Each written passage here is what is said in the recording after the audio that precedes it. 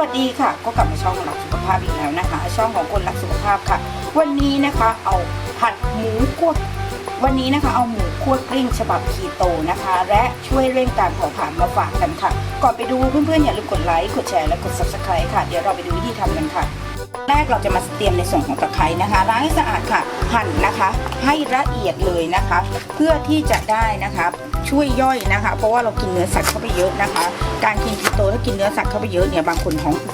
นะคะตะไคร้นะคะช่วยย่อยแล้วก็เร่งการเผาผลาญด้วยค่ะหั่นเลยค่ะ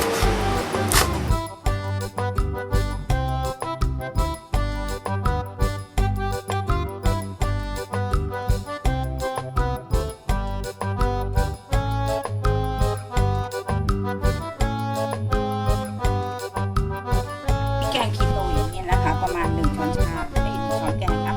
เผ็ดตามชอบได้เลยนะคะบางคนไม่ชอบเผ็ดเยอะก็ไม่ต้องใส่เยอะนะคะส่วนตัวนี้จะชอบเผ็ดกะปิคีโต1 ปลายช้อนนะคะคนเข้ากันนะคะเดี๋ยวเราไปเตรียมซึ่งเป็นน้ำมันมะกอกนะค่ะทีนี้เราก็จะใส่ค่ะผัดพอหอมนะ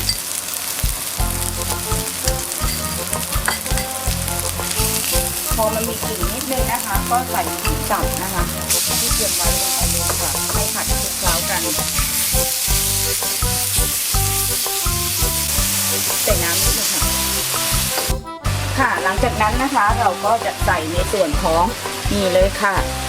ตัวช่วยนะคะในการเร่งการเผาผลาญนะคะก็คือตะไคร้นะคะ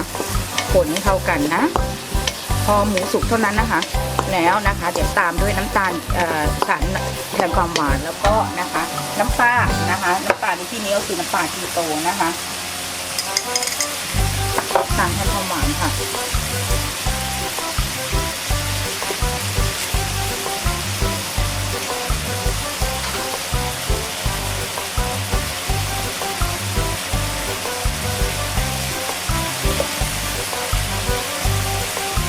น้ำปลาคีโตค่ะ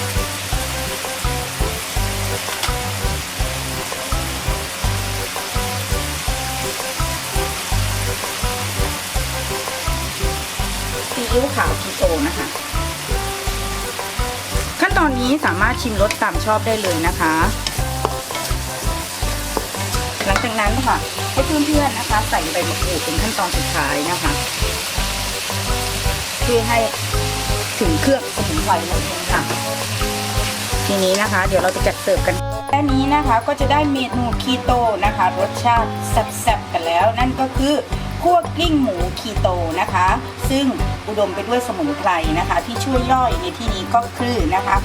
ตะไคร้นะคะก็สำหรับคลิปนี้นะคะทีมงานรักสุขภาพก็ขอลาไปก่อนค่ะถ้าชอบคลิปนี้ก็อย่าลืมกดไลค์ให้เราด้วยค่ะและที่สำคัญอย่าลืมกดแชร์ค่ะเพื่อบอกต่อคลิปดีๆเจอกันใหม่คลิปหน้าสวัสดีค่ะ